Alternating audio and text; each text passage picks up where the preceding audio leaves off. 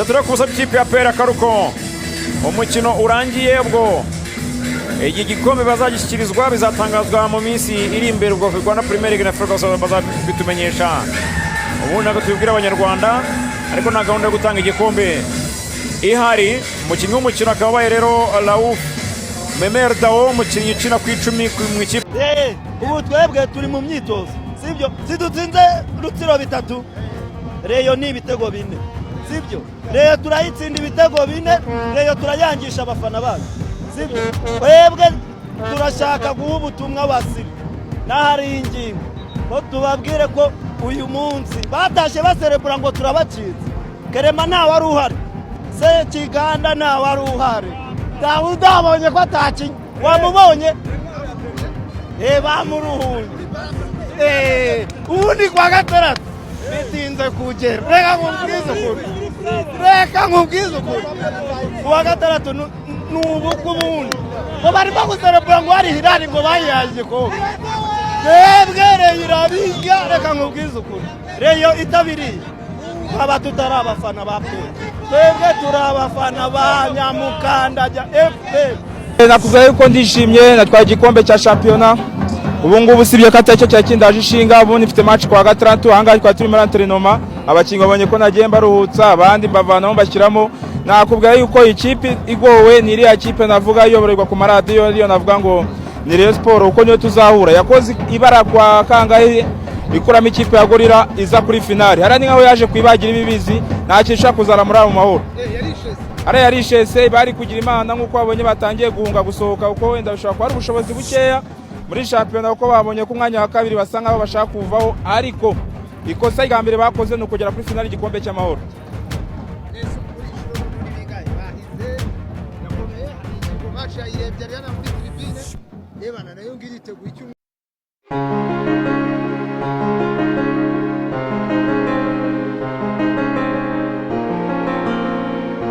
APR FC yongeye gukora ibyo beshi bari biteze.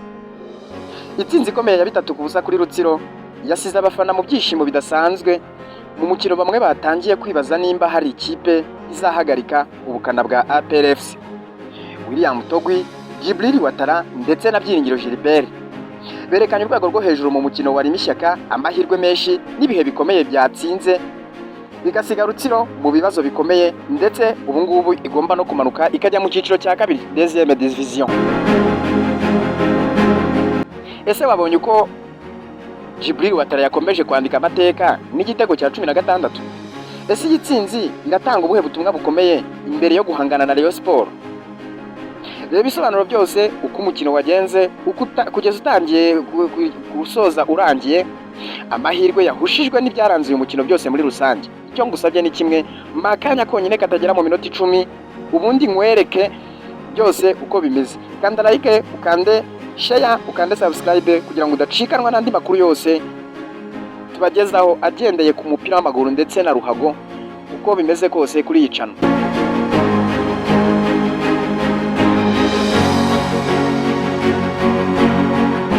Ubundi mu mukino wari utegerejwe n'abakunzi ba ruhago nyarwanda, uyu mukino ukaba wabereye kuri Kigali Pele Stadium. Ikipe ya APR FC yongeye kwerekana ko ari impamvu ikomeye ndetse karimwe mu makipe akomeye hano muri BK Pro League, ni nyuma yo gutsinda ekipe ya Rutsiro ibitego 3-0 mu buryo bwerekanye itandukaniro rikomeye hagati y'aya makipe yombi. N'umukino watangiye abafana benshi bafite amatsiko yo kureba niba Rutsiro yashoboraga gutungura benshi ndetse igatungura ikipe y'ingabo z'igihugu, cyane ko yari yamaze gutwara igikombe.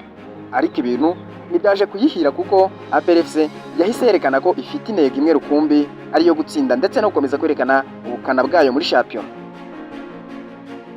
Mbere y'uko umukino utangira, hafashwe umwanya wo kwibuka ku nshuro ya 32 Jenoside yakorewe Abatutsi mu mwaka wa 1994, maze stade yose iratuje mu rwego rwo guha icyubahiro abazize Jenoside.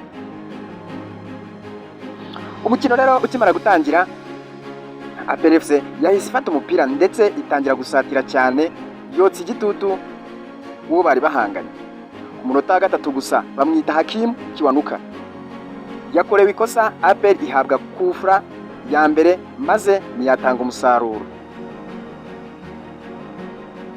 nubwo APR yari gukina neza ariko umukino wabaye uhagazeho gato ku munota wa 10 nyuma y'imvune ya Byiringiro Jean Gilbert bakunda kwita Kagege, byatumye rero asohorwa mu kibuga ku ngobyi. Ibintu byateje impungenge abafana ba APR FC bibaza yuko atazakina umukino uzakurikira ari wo finale y'igikombe cy'amahoro bazakinamo na ekipe y'umukeba w'ibihe byose Rayon Sport. Nyuma y'iminota mike APR FC yakomeje gusatira ndetse no kugeza ku minota 22 ubwo Meme Raouf Dao yakoze akazi gakomeye cyane, aho umupira mwiza William Togwi ahita atsinda igitego cya mbere cyashimishije abafana bose ba APR FC bari muri Kigali Pele Stadium. Igitego cyahise gihindura isura y'umukino. Rutsiro yatangiye gukina ifite igitutu mu gihe APR FC yakomezaga gusatira isuzugura cyane defense ya ekipe ya Rutsiro. Bigeze ku minota 35 Hakimu Kibanuka nanone yahushije igitego cyari cyabazwe, ibintu byari hafi yo gutuma APR yongera ikinyuranyo hakiri kare. Ariko rero ku minota 40 ibintu byongeye kuba bibi kuri Rutsiro kuko rutahizamu Sheikh Djibril Watara yakomeje kotsa igitutu maze akoresheje neza amakosa y'umunyezamu wa Rutsiro atsinda igitego cya kabiri APR FC. Uyu mukino wahise ugeza uyu mukinnyi rero yahise ageza ibitego 16 mu marushanwa, yongeye kwerekana ko rero ari umwe mu bataka bafite ubukana bukomeye muri BK Pro League. Igice cya mbere cyarangiye APR FC iyoboye umukino ibitego biri kubusa, ibintu byasize abafana ba Rutsiro bafite impungenge nyinshi cyane ndetse nk'uko yaje kubarangira. Mu gice cya kabiri benshi bari biteze igisubizo cya Rutsiro ariko APR FC ntiyahaye umwanya wari wo wose iyi kipe. Ku munota wa 55 habaye ikintu cyahise kirangiza hafi ya byose. Byiringiro Gilbert yazamuye umupira neza akinana neza na Meme Dao maze atsinda igitego cya gatatu cya APR FC nyuma yo gusanga ubwugarizi bwa Rutsiro bwari buhagaze nabi cyane. Ahita akosora ayo makosa ahita atsinda igitego cya gatatu. Rero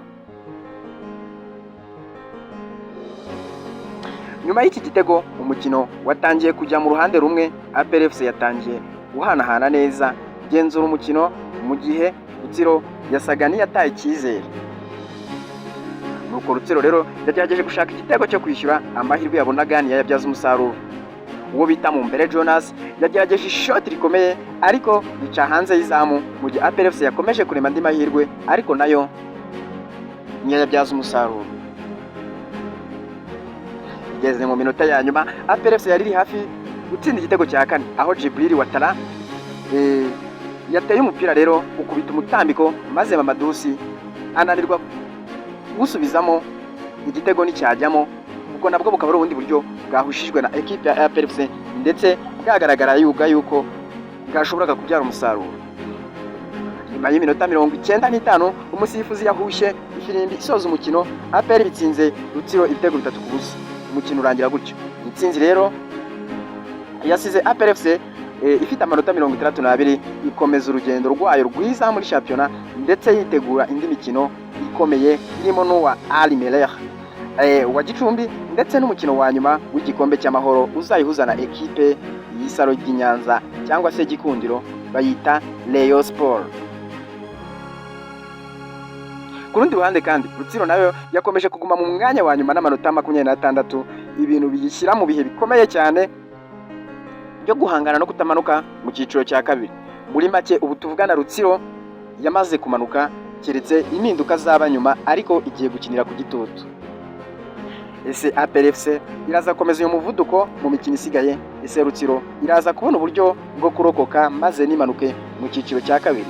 Iminsi mike yo iri imbere izabisobanura, izababera igisubizo. Ariko wowe mbwira uko bitekereza. Uratekereza ko Rutsiro izananirwa kumanuka? Uratekereza yuko ekipe ya APR FC izatsinda imikino isigaye kandi kazatsinda na finale y'igikombe cy'amahoro? Duhurire muri comment tubiganireho, ariko nyaboneka ntugende kandi subscribe.